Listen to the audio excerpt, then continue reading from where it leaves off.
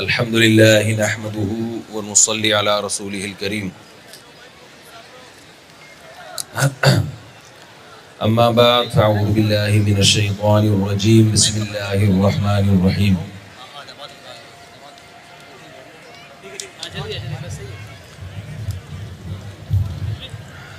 Governor صاحب جناب کامران ٹیسوری صاحب کا بہت بہت شکریہ. انہوں نے ہمیں اس مبارک محفل میں آنے کا موقع دیا اور کراچی کی عوام اس لیے بھی جناب گورنر صاحب کی شکر گزار ہے کہ یہاں لوگ 40 سال 50 سال سے زندگی گزار رہے مگر کبھی گورنر ہاؤس کے دروازے کے اندر ان کو قدم رکھنے کا موقع نہیں ملا. آج ماشاءاللہ ایک بڑی تعداد میں کراچی کی عوام پکوڑے بھی کھائے گی انشاءاللہ اور گورنر ہاؤس بھی دیکھے گی. میں ویسے تو فضائل رمضان کے لیے حاضر ہوا ہوں، رمضان کے فضائل بھی ہوں گے اور تھوڑے سے گورنر صاحب کے بھی فضائل بیان کرنے کا دل چاہ رہا ہے. ہم اسی کراچی کے باسی ہیں، آپ بھی اسی کراچی کے باسی ہیں. جو ہم کراچی کا حشر دیکھ رہے ہیں وہ میرا خیال ہے کسی سے مخفی نہیں ہے. کراچی کی تاریخ میں بہت عرصے بعد ہمیں کوئی ایسے گورنر ملے ہیں جو عوامی گورنر ہیں. عوام میں بیٹھنا.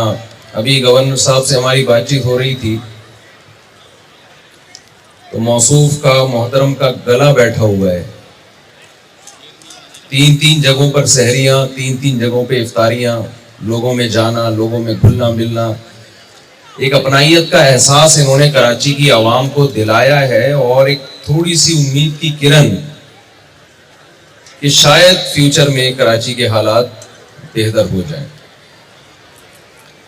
اور سب سے بڑا جو ان کا کارنامہ ہے جناب کامران خان ٹیسوری صاحب کا، آئندہ آنے والے گورنروں کو، وزراء کو انہوں نے ایک راستہ دیا ہے کہ حاکم کا کام گھر بیٹھ کے آرام کرنا نہیں ہوتا بلکہ عوام میں جا کے، عوام میں گھل مل کے ان کے مسائل کو جاننا اور ان کے مسائل کو حل کرنے کی کوشش کرنا ہے.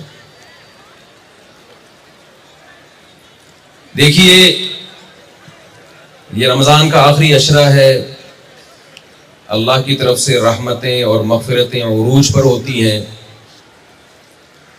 اس عشرے میں ہمارے نبی صلی اللہ علیہ وسلم نے ہمیں حکم دیا ہے کہ ہم گناہوں سے توبہ کریں. لیلۃ القدر کو اسی لیے تلاش کیا جاتا ہے کہ ہم اللہ سے اپنے گناہوں کی معافی مانگیں. خوب سمجھ لیں، کچھ گناہ تو ایسے ہیں جن کو ہم برائی اور گناہ سمجھتے ہیں لیکن ہم سے اجتماعی سطح پہ کچھ گناہ ایسے ہو رہے ہیں کہ ہم قومی سطح پہ اس کی سزا بھگت رہے ہیں.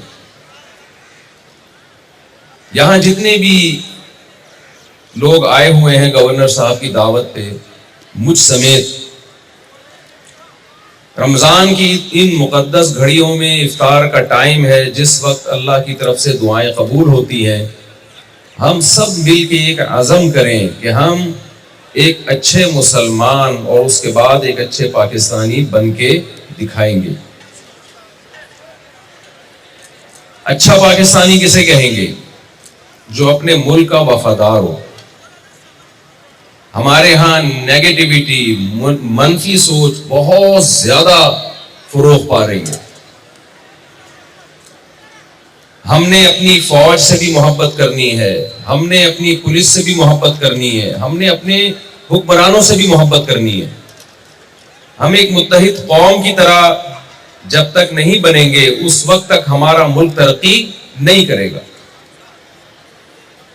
ہمارے ان اداروں میں اگر کوئی خامی ہمیں نظر آتی ہے تو ہم نے مثبت انداز سے ان کی اصلاح کی کوشش کرنی ہے. سوشل میڈیا پہ پروپیگنڈا کر کے اپنے ان اداروں کو ہم نے بدنام نہیں کرنا. اس سے ہمارا ملک تباہ و برباد ہو جائے گا، ملک کا نقصان ہوگا. میرا ابھی ریسنٹلی ترکی کا سفر تھا. ہم ایک ٹرسٹ کی طرف سے وہاں گئے مدد کرنے کے لیے. میرا خیال ہے ٹرسٹ کا نام لینے میں کوئی حرج نہیں, پاکٹ ویلفیئر ٹرسٹ کی طرف سے میرا جانا ہوا. وہاں جب ہم ویڈیو کے ذریعے زلزلہ زدہ علاقوں کی کوریج کر رہے تھے تو وہاں ہمیں کوریج کرنے نہیں دی جا رہی تھی.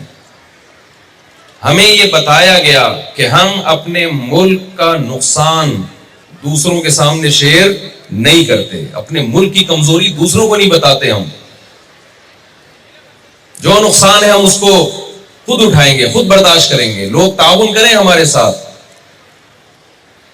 ہم گلے لگائیں گے ان کو, لیکن اپنے ملک کی پازیٹیو چیزوں کو ہم شیئر کریں گے, نیگیٹیوٹی کو ہم پروموٹ نہیں ہونے دیں گے. کاش یہی جذبہ ہم پاکستانیوں میں بھی پیدا ہو جائے کہ ہم اپنے ملک کا اچھا امیج دنیا کے سامنے لے کے جائیں. آپ مجھے بتائیے, کیا یہ ایک حقیقت نہیں ہے کہ جو غربا اور مساکین کو کھلانے کا جذبہ اللہ نے ہمارے ملک کے لوگوں کو دیا ہے, وہ جذبہ ہمیں دنیا میں بہت کم نظر آتا ہے. تو آج یہ عزم کریں کہ انشاءاللہ ہم اپنے ملک کا ایک مثبت کردار دنیا کو دکھائیں گے, اور سوشل میڈیا کے ذریعے کوئی ایسی خبر, کوئی ایسی منفی بات جس سے نتیجے میں ہمارے کنٹری کو نقصان ہو, ہم انشاءاللہ اس کو پروموٹ نہیں کریں گے. اور رمضان کا آخری عشرہ, اس کے حوالے سے 2-3 باتیں کر کے بس میں مائک گورنر صاحب کے حوالے کرتا ہوں. قرآن مجید میں اللہ تعالیٰ کا ارشاد ہے, یا ایھا الذین آمنوا کتب علیکم الصیام کما کتب علی الذین من قبلکم لعلکم تتقون. اے ایمان والو, تم پہ روزے فرض کیے گئے جیسے تم سے پہلے لوگوں پہ فرض کیے گئے تھے, تاکہ تمہارے اندر تقوی پیدا ہو جائے. تقوی کا مطلب کیا ہے؟ تمہاری برائیوں سے جان چھوٹ جائے. یہاں جتنے لوگ ہیں صبح صادق سے لے کے اب تک حلال چیزیں بھی انہوں نے اپنے اوپر حرام کی ہوئی ہیں. تو رمضان کے بعد ایسا نہ ہو کہ ہم حرام کی طرف جانا شروع ہو جائیں. اللہ کے آرڈر پہ جب ہم حلال چیز دیکھیں, آپ کے سامنے پکوڑے بھی رکھے ہوئے ہیں, اور مجھے ایک ایک کیلا بھی نظر آ رہا ہے, اور ایک ایک سموسہ بھی نظر آ رہا ہے. الحمدللہ ابھی آئی سائٹ اتنی ہے کہ یہاں سے بیٹھے ہوئے میں آپ کے سموسے, پکوڑے, کھجور اور جوس پہ میری نظر ہے, لیکن آپ کے ہاتھ اس پکوڑے کی طرف جا نہیں رہے ہیں. جب تک اذان نہیں ہو جاتی, بتاؤ میں اگر آپ کو 1 کروڑ روپے لا کے دوں کہ ایک پکوڑا کھا لے بھائی, تم آپ کھاؤ گے؟ نہیں کھائیں گے نا. ایک طرف مسلمان کے دل میں اللہ کا اتنا خوف کہ اس کو کروڑوں روپے کی آفریں لگ رہی ہیں, آفریں دی جا رہی ہیں, وہ پکوڑا کھانے کے لیے تیار نہیں ہے کہ نہیں جی 1 گھنٹے بعد حلال ہوگا, 10 منٹ بعد حلال ہوگا, پھر کھاؤں گا.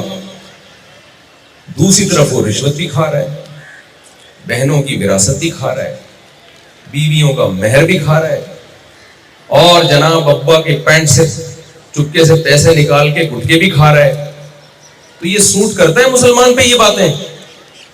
تو آج سے عزم کریں کہ جیسے ہم نے رمضان کے دن میں حلال چیزوں کو چھوڑ دیا اللہ کے خوف سے, حالانکہ وہ اصلاً ہمارے لیے حلال تھی, پورے سال انشاءاللہ ہم اللہ کے حکم پہ حرام کے قریب نہیں جائیں.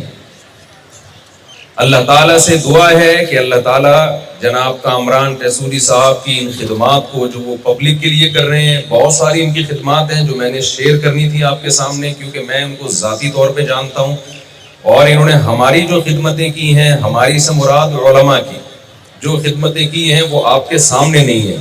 علماء ان سے بہت خوش ہیں, اور ہمارے دیگر حکمرانوں کو بھی اللہ ان کے نقش قدم پہ چلنے کی توفیق عطا فرمائے. انہی الفاظ کے ساتھ میں اپنی بات کو ختم کرتا ہوں, اور جناب کامران خان ٹیسوری صاحب کے شکریہ کے ساتھ, اور کراچی کی عوام کے شکریہ کے ساتھ بھی جنہوں نے ان کی دعوت پر لبیک کہا.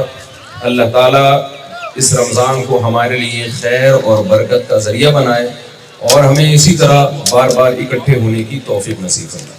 خدمتیں جو علماء کی ہیں اس سے یہ مطلب نہیں کہ چندہ دیا ہے. میں نے جب یہ کہا نا کہ انہوں نے میری بھی بہت خدمت کی ہے. تو میں نے پھر وضاحت کی میری سے مراد علماء. میں اگر وضاحت نہ کرتا لوگ سمجھتے شاید دوسری شادی انہوں نے میری کرائی.